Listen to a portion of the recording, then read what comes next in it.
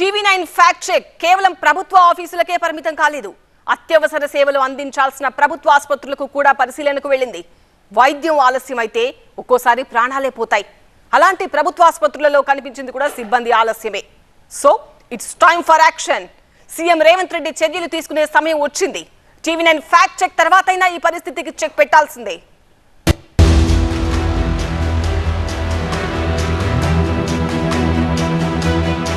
పేషెంట్ల కోసం doctor wait చేయాలి, doctor కోసం పేషెంట్లు వెయిట్ చేయకూడదు. ఇది ప్రాథమిక సూత్రం. సరే, ప్రభుత్వ ఉద్యోగులు అనగానే ఆఫీసులకు లేటుగా వెళ్తారు. అది ఎప్పుడు ఉండేదే అనుకుందాం కాసేపు. చివరికి ప్రభుత్వ ఆసుపత్రుల్లో సిబ్బంది కూడానా? 24 గంటల పాటు అత్యవసర వైద్య సేవలు అందించాల్సిన చోట కూడా పనివేళలు పాటించడం లేదు. డాక్టర్లు మాత్రమే సమయానికి వస్తేనే సరిపోదు. డాక్టర్లు పేషెంట్లను చూడటం వరకే. మిగతా పనులు చేయాల్సింది వైద్య సిబ్బందే. ఏ ఒక్క విభాగంలోనైనా ఏ ఒక్కరు ఆలస్యంగా వచ్చినా పేషెంట్లకు అది నరకయాతనే. అందుకే వైద్య ఆరోగ్య కేంద్రాల్లో పరిస్థితిని పరిశీలించేందుకు వెళ్ళింది టీవీ9. అత్యవసర వైద్య సేవలు అందించే విభాగం కదా.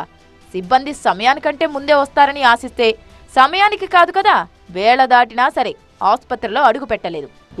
ప్రభుత్వ ఉద్యోగులు సమయపాలన పాటించకపోతే ఆ సేవలు పొందేటువంటి ప్రజలైతే నానా ఇబ్బందులు పడతారు. ముఖ్యంగా వైద్య శాఖకు సంబంధించి వైద్యులు సకాలంలో సమయపాలన పాటించి హాస్పిటల్కి వస్తేనే కొంత రోగులకైతే మంచిగా జరుగుతుంది, కొంత వైద్య సేవలు కూడా అందే అవకాశం ఉంటుంది. కానీ సమయపాలన పాటించకపోతే మాత్రం రోగులతో పాటు అందరికీ కూడా ఇబ్బంది పరిస్థితి ఉంది. మనం ప్రస్తుతం నల్గొండ పట్టణంలో ఉన్నటువంటి అర్బన్ పిహెచ్సిలో ఉన్నాము. ఇక్కడ డాక్టర్లు ఎవరెవరు వచ్చారు, సమయం 9:10 అవుతున్నటువంటి పరిస్థితి. ఈ సమయానికి ఎవరెవరు ఇచ్చారో ఒకసారి చూద్దాం. ఇదైతే మెడికల్ ఆఫీసర్ గారు అయితే కేవలం ఓపెన్ చేస్తున్నటువంటి పరిస్థితి. అయితే డాక్టర్ అయితే వచ్చారా రాలేదైతే ఇక స్పష్టంగా తెలియట్లేదు. ఎందుకంటే ఈ టైంలో కూడా డాక్టర్ లేకపోతే మాత్రం రోగులకు వైద్య సేవలు అందించడం అయితే కష్టంగా కనిపిస్తుంది. మనకి ఇక్కడైతే కేవలం ఖాళీ చైర్ మాత్రమే కనిపిస్తున్నటువంటి పరిస్థితి. దీనికి సంబంధించి ఉద్యోగులు ఎవరెవరు వచ్చారు, ఇంకా రాకపోవడం కారణం ఏంటనే విషయాన్ని కూడా తెలుసుకునే ప్రయత్నం చేద్దాం. ముందు ఈ హాస్పిటల్కి సంబంధించినటువంటి ఉద్యోగుల హాజరు పట్టిక రిజిస్టర్ ఏదైతే ఉందో అది కూడా పరిశీలిద్దాం. ఎందుకంటే ఇక్కడ ఉన్నటువంటి స్టాఫ్ నర్స్ అయితే ప్రస్తుతానికైతే కనిపించడం లేదు, డాక్టర్ కూడా అందుబాటులో లేనటువంటి పరిస్థితి. ఉద్యోగుల హాజరు పట్టికకు సంబంధించి రిజిస్టర్ కూడా ఒకసారి చూద్దాం. ఎందుకంటే ఇక్కడ మొత్తం ఎంతమంది స్టాఫ్ పనిచేస్తారు, ఈరోజు ఎంతమంది హాజరయ్యారు, ప్రతిరోజు ఇలానే ఉంటుందా, చాలామంది డుమా కుడుతున్నట్టుగా చాలామంది చెప్తున్నటువంటి పరిస్థితి. సార్ ఇక్కడైతే అందరూ హాజరవుతారు, అందరూ స్టాఫ్ మాత్రం అందరూ పనులు చేస్తారంటారు. ఇక్కడ డాక్టర్ గారు ఇప్పుడే వచ్చి ఆల్రెడీ అక్కడికి వెళ్ళారు. ఇక్కడ ఉన్న స్టాఫ్ అందరూ కూడా ప్రజావానికి అటెండ్ అయినట్టుగా ఆల్రెడీ మూమెంట్ రిజిస్టర్లో కూడా ఎంట్రీ చేయడం జరిగింది సార్. ల్యాబ్ టెక్నీషియన్ ఉన్నారు, ఫార్మసిస్ట్ గారు ఒకరు, సిఎల్ ఉన్నారు సార్.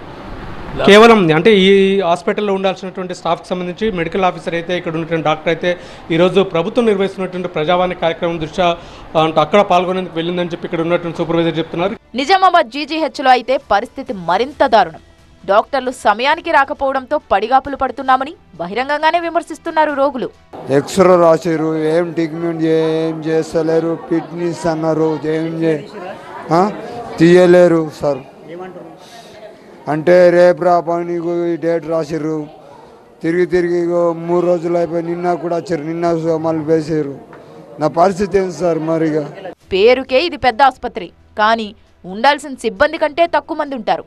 రోజు 1500 మంది వైద్యం కోసం వచ్చే నిజామాబాద్ జీజీహెచ్లో సరైన వైద్యం కూడా అందడం లేదు అన్న విమర్శలున్నాయి.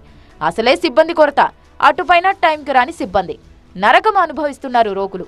నిజామాబాద్ జీజీహెచ్లో సిబ్బంది కొరత ఉంది అన్నది ముమ్మాటికి నిజం. ఉన్న మిషనరీలోనూ టెక్నికల్ ప్రాబ్లమ్స్, పైగా ఉండాల్సిన స్టాఫ్ కంటే తక్కువ మంది ఉన్నారు. మరి దీన్ని సరిచేయాల్సింది ఎవరు? మనకు రెగ్యులర్ స్టాఫ్లో ఇప్పుడు ఒక ప్రొఫెసర్గా చూపిస్తున్నారు నన్ను, ఇంకొక అసోసియేట్ ప్రొఫెసర్ ఉన్నారు, ఇద్దరు అసిస్టెంట్లో ఒకరు మెటర్నిటీ లీవ్లో ఉన్నారు, 2 ఎస్ఆర్లు ఉన్నారు ప్రస్తుతం. ఇప్పుడు టెక్నీషియన్స్ ఆల్మోస్ట్ అందరూ సిటీ టెక్నీషియన్లు, ఎక్స్రే టెక్నీషియన్ అందరూ అవుట్సోర్సింగ్లోనే ఉన్నారు. ఇప్పుడు సిటీ స్కాన్ టెక్నీషియన్లు 3 ఉన్నారు ప్రస్తుతం, ఎక్స్రే టెక్నీషియన్లు ప్రస్తుతం 5 ఉన్నారు. మనకు actually x-ray staff minimum 15-16 members కావాలి. ప్రస్తుతం అయితే 5 తోటి నడుస్తుంది. బీఆర్ఎస్ ప్రభుత్వం ఉన్నప్పుడు ప్రతిపక్షంలో ఉన్న కాంగ్రెస్ తెగ విమర్శలు చేసింది. 100 కోట్లతో సెక్రటేరియట్ కట్టించారు గాని అందులోకి ముఖ్యమంత్రి సహా మంత్రులు కూడా రారు అని కామెంట్ చేసింది. కాంగ్రెస్ ప్రభుత్వం వచ్చాక ముఖ్యమంత్రి, మంత్రులు సెక్రటేరియట్ కు వస్తున్నారు, కానీ ఉద్యోగులే సమయానికి రావడం లేదు. అసలే రేవంత్ రెడ్డి సర్కార్పై తెలంగాణ ప్రజల్లో భారీ ఎక్స్పెక్టేషన్స్ ఉన్నాయి. పైగా గత ప్రభుత్వానికి తమ ప్రభుత్వానికి మధ్య మార్పు చూపిస్తామని చెప్పి మరీ అధికారంలోకి వచ్చింది.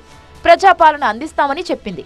సమస్యల పరిష్కారం కోసం ప్రజలు ఇబ్బంది పడని పరిస్థితి తెస్తామని చెప్పింది. కానీ సెక్రటేరియట్తో సహా జిల్లాల ప్రభుత్వ కార్యాలయాల్లో ఉద్యోగులెవరూ సమయానికి రావడం లేదు, అందుబాటులోనూ ఉండడం లేదు. ఇలా అయితే ఉదయాన్నే దరఖాస్తులతో వచ్చి సాయంత్రానికి ఊళ్లకు వెళ్లిపోవాలి అనుకున్న వారి సమస్యలెలా తీరేది? ఉద్యోగులతో పని చేయించడం తర్వాత సంగతి. ముందు ఉద్యోగులు సమయానికి వస్తే, ప్రజల నుంచి దరఖాస్తులు తీసుకుంటే సగం సమస్య పరిష్కారం అయినట్టే లెక్క. ఆటోమేటిక్గా పని జరిగిపోతుంది. సో ఉద్యోగులను సమయానికి ఆఫీస్కు రప్పించి సీట్లలో కూర్చోబెట్టాల్సిన బాధ్యత ప్రభుత్వానిదే, ముఖ్యంగా సీఎం రేవంత్ రెడ్డిదే. అడ్మినిస్ట్రేషన్ సరిగ్గా ఉంటేనే పరిపాలన సరిగ్గా సాగుతుంది అన్నది ముమ్మాటికి నిజం. ముఖ్యమంత్రి 18 గంటల పాటు పనిచేయాలి అనుకోవడం బాగుంది, కానీ ఉద్యోగులు 8 గంటలు కూడా చేయకపోతే ఎలా?